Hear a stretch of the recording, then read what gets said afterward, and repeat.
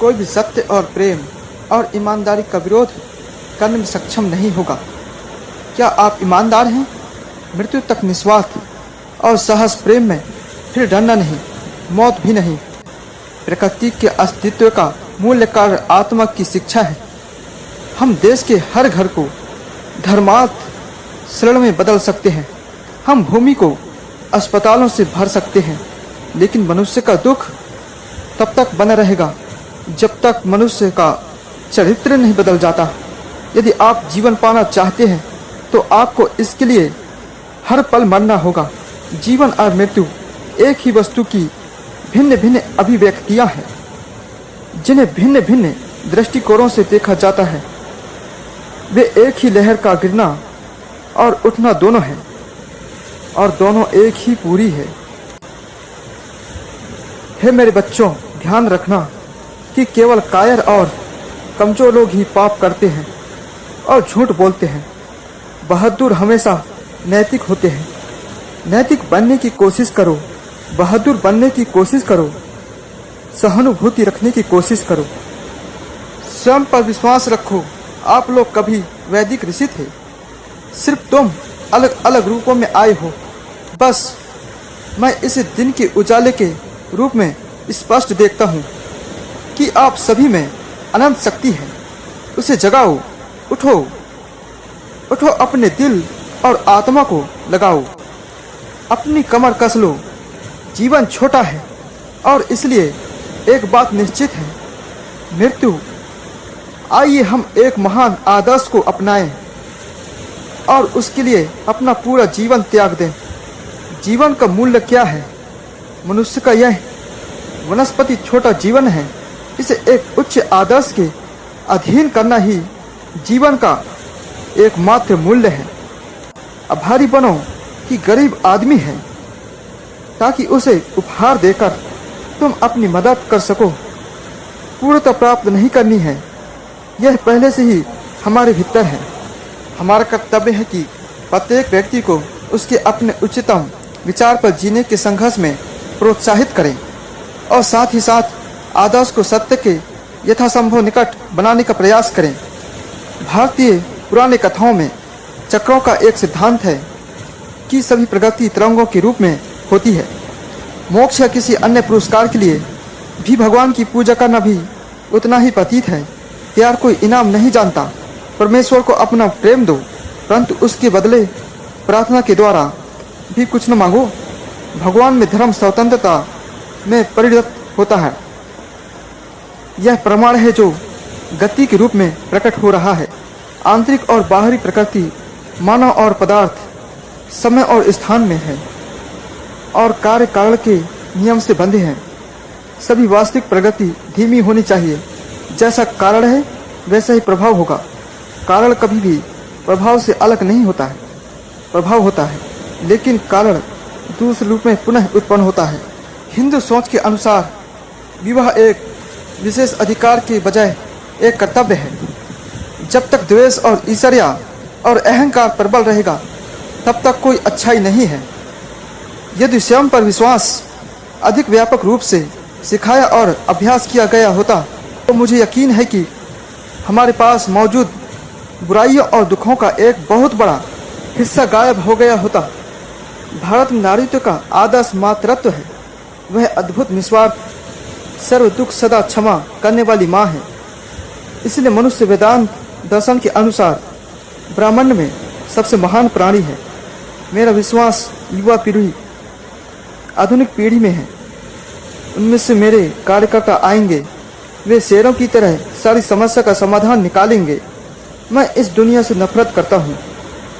इस भयानक दुख सपने से, इसकी चर्चों और कपटियों, इसकी किताबों और ब्लैक गाइडिज्म, इसके निष्पक्ष चेहरों और झूठे दिलों से, सतह पर इसकी गृहस्थी धार्मिकता और नीचे पूरी तरह से खोखलापन, और सबसे बढ़कर इसकी पवित्र दुकानदारी है।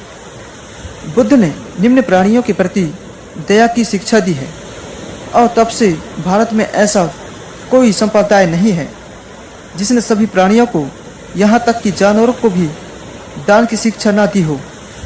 यह दया यह दान किसी भी सिद्धांत से बड़ा ये वही है जो बौद्ध धर्म ने हमारे लिए छोड़ा है। वस्तुओं के विचार में मनुष्य में उनके प्रति आसक्ति का निर्माण होता है। आसक्ति से लालसा और लालसा से क्रोध बढ़ता है। दूसरे के दोषों के बारे में कभी भी बात ना करें, चाहे वो कितने भी बुरे क्यों ना हो। इससे कभी कुछ हासिल नहीं होता। आप किसी की गलती के बारे में बात करके भी उसकी मदद नहीं करते, तुम उसे चोट पहुंचाते हो और अपने आप को भी चोट पहुंचाते हो। आत्मान पर खड़े हो जाओ, तभी हम दुनिया से सच्चा प्यार कर सकते हैं। एक बहुत ऊंचा स्टैंड लो। अपनी सार्वभौमिक प्रकृति को जानते हुए हमें विश्व के सभी पैनोरमा को पूर्ण शांति से देखना चाहिए। इच्छा, अज्ञान और असमानता यह बंधन की त्रिमूर्ति है। शादी व्यक्तिगत सुख के लिए नहीं, बल्कि राष्ट्र और जाति के कल्याण के लिए होती है। वेदांत दर्शन की उच्च आध्यात्मिक उड़ानों से, जिनमें से विज्ञान की नवीनतम खोजें गूंज की तरह लगती है, मूर्ति पूजक के निम्न विचारों के साथ इसकी विविध पुरानी कथाओं को बौद्धों के अज्ञायवाद और जैनियों की नास्तिकता प्रत्येक और सभी में हिंदू धर्म में जागे है। अपने मन से कहो, मैं वही हूँ। इसे अपने मन में दिन रात एक गीत की तरह बजने दें और मृत्यु के बिंदु पर घोषणा करें, मैं वही हूँ, वही सच्चाई है। संसार की अनंत शक्ति तुम्हारी है। यह दुनिया कायरों के लिए नहीं। उड़ने की कोशिश मत करो। सफलता या असफलता के लिए नहीं देखें। अपने आप को पूरी तरह से निस्वार्थ इच्छा से जोड़ो और काम करो। आपकी आत्मा के अलावा कोई दूसरा शिक्षक नहीं है। हम मानव जाति को उस स्थान पर ले जाना चाहते हैं जहाँ ना वेद है, ना बाइबल है, ना कुरान है। फिर भी यह वेदों, बाइबल और कुरान के सामंजस्य के द्वारा किया जाना है। जब तक मेरे देश में एक भी कुत्ता बिना भोजन के है, मेरा पूरा धर्म उसे खिलाना होगा।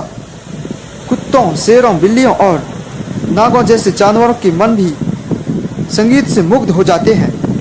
यदि यीशु मसीह सिद्ध नहीं थे तो उनके नाम का धर्म धराशायी हो जाता है। आत्मा में ना तो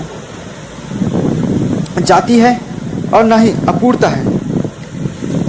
भारत में धर्म का अर्थ है बोध और उससे काम कुछ नहीं।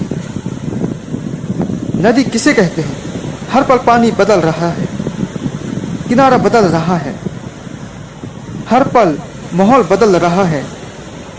फिर नदी क्या है? यह परिवर्तन की इस श्रृंखला का नाम है।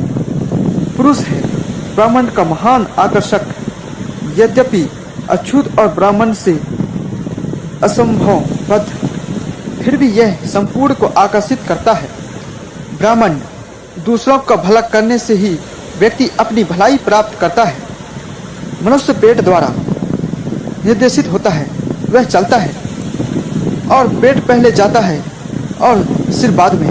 क्या आपने यह नहीं देखा है? सिर को पहले जाने से उम्र लग जाएगी। शांत आदमी वह नहीं है जो सुस्त है। आपको सत्य को निरस्ता या आलस्य समझने की भूल नहीं करनी चाहिए। शांत व्यक्ति वह है जिसका मन की तरंग पर नियंत्रण है। गतिविधिहीन शक्ति शांति श्रेष्ठ की अभिव्यक्ति है। हर क्रम जो हमें हमारे दिव्य स्वभाव को अधिक से अधिक प्रकट करने में मदद करता है वह अच्छा है। हर कार्य जो उसे रोकता है वह बुरा है। क्या आपको नहीं लगता कि कमजोर शरीर में अश्लीलता को नियंत्रित करना मुश्किल है? भूख या क्रोध अगर इस दुनिया के इस नर्क में कोई एक दिन के लिए भी एक व्यक्ति के दिल में थोड़ी सी खुशी और शांति ला सकता है तो इतना ही सच है। यह मैंने जीवन भर तड़पने के बाद सीखा है। बाकी सब तो सिर्फ चांदनी है। सबसे खुश वह आदमी है जो बिल्कुल भी स्वार्थी नहीं है। अहिंसा की परीक्षा ईश्वर्य का अभाव है।